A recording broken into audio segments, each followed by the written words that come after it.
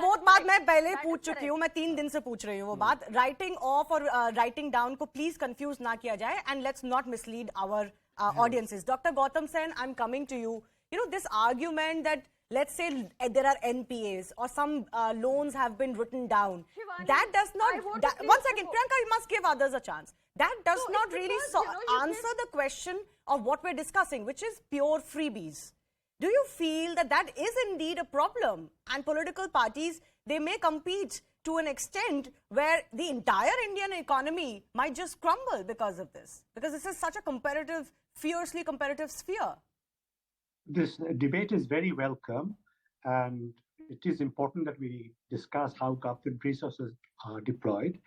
And the issue of subsidies actually is universal. It happens everywhere in the world. And freebies also exist in some form in many, many democracies.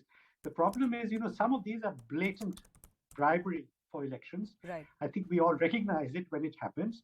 And sir, can you tell me? No, sir, I'm sorry I'll interrupt you because I don't want to be, accused of being partisan. What do you think falls in the direct category of bribery versus subsidy, targeted schemes or welfare? No, this is an empirical question. I won't point a finger at any political party. I'm not taking anybody's name. Right. I'm just talking about general principles. The differentiation is threefold. First of all, those which are recurrent, one-off is one category. Second, those kinds of subsidies which constitute investment and increase productivity in the economy directly or indirectly, as with the housing schemes, Saujala, etc., etc. Yes. And the third is what is the budgetary impact? That is the critical factor. If the budgetary impact is negative, we are taking away from future investment and growth in favor of current consumption. So we need some kind of consensus. My feeling is that it is impossible to stop freebies politically or constitutionally, though you can make it more difficult. As I've said before, we need state governments to put the money in an escrow account before they disperse free electricity or free water. I'm not against this happening. If you want to give away water and electricity, that's fine. But you deposit the money in an escrow account and do not impose this as a burden on the discoms. Basically, put your money where your mouth is before you dole out such a scheme. Before you dole out. And if it's a budgetary crisis, then that will be an immediate issue because already we have FRBMs. So do not precipitate a budgetary crisis. Just recently, the chief ministers of Punjab and West Bengal have come and said, you pay off all our debts, 8 lakh crore each. Now, this is not something which other states will accept. You will precipitate a national crisis if those who give freebies are being subsidized by those who are prudent.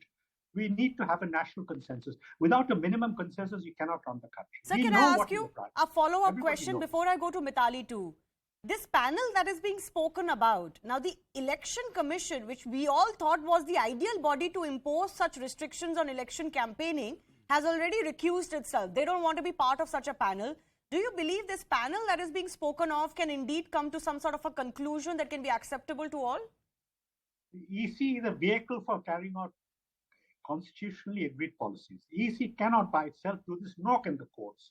There has to be a political consensus, and people must decide whether you want to destroy our growth path, which is such an urgent necessity in this competitive world where our rivals are growing very fast. We really need to be a bit sensible about this. I'm not saying to stop giving free water. Don't make it indiscriminate, as we are seeing it is happening.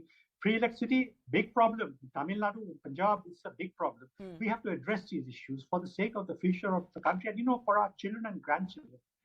Our country is not about you and me today. It's much more than that. Mitali, the other question I wanted to ask is, when you get into this habit of giving out doles of freebies, for example, in Punjab, the Aadmi party promised 1,000 rupees for every woman, regardless of any benchmark, regardless of any economic status or education status, just for everybody, every month. Now, that, of course, is one, budgetarily not possible. Second is there is a moral question of, does that then not amount to buying a vote? There is no economic criteria, no age criteria, no criteria of your social background. You cannot offer something like this. And the secondary problem is, once a government starts on this path, it becomes so difficult for anybody else to roll this back because nobody wants to be unpopular then anymore. So this becomes a recurrent problem. You can give one-time grants for people to, bring their social status, economic status up, but it cannot be a recurrent dole every month in your account. Absolutely. So, Priyanka, thank you so much for bringing me into the debate. Sorry, my name is Shivani. Mithali, to go ahead. Go ahead. Sorry. Thanks, Shivani. Sorry for that. And thanks for bringing me into the debate. I've been listening to all of the other speakers. And, just to comment on this particular Punjab issue, but also on the debate in general, I think the first important data point that we all should remember is the increasing income inequality that has accompanied growth in India over the last 50 years. Today, if we look at the World Inequality Database, we know that the bottom 50% of our population owns a very small proportion of our GDP. But the top 1% owns over 40% of our GDP. And a number of these, statistics come out every year about income inequality. So any debate around freebies or any kind of social protection mechanisms have to be in the context of understanding the growing income inequalities in India. And those income inequalities are gendered. They do impact women disproportionately. Those income inequalities are also impacting vulnerable sections of our population, much more than others who are in bigger cities, etc. So I think we have to first of all keep that in mind when we are having this debate. And what's the solution to that? With respect to the particular scheme that you talked about in Punjab of giving 1,000 rupees monthly to every woman. See, in economics, we have two types of social protection schemes that can be given. One is targeted and one is universal. So they have gone for a mildly targeted scheme where they are giving to half the population, but they are giving it to all the women regardless of income status.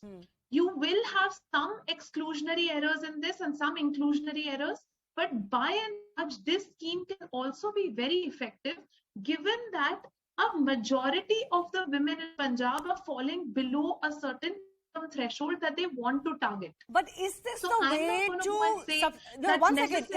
way to give them a sustainable way to uplift their lives?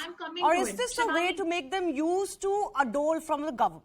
No, I'm coming to it. I agree with you that we should not be saying that, giving income support should be a, sustainable thing. There should be an end time to it. We are giving it for 2 years, we are giving it for 1 year, we are giving it for 12 months, etc. There should be a timeline to it. There should be an end sunset clause. But that doesn't happen. Any that kind doesn't of happen. Protection scheme. I've asked this question before in context of freebies and these, these doles. You start something like this, it never gets taken back because no party wants to be so unpopular that it's going to do that. They might do it if they come to power. Look at the issue of reservations in India. They were supposed to be for a timed period. Absolutely. I agree with you. That is the, that is the backward, that is the problem with it. But at the same time, when we look at the economic distress, when we look at the post-COVID scenario, when we look at the unemployment numbers, when we look at the inflation situation today, some amount of social protection and support is required for the I'm not talking about post-pandemic. If you're talking about post-pandemic, then it has to be for a limited period of time. For example, free grades were given. It was reviewed from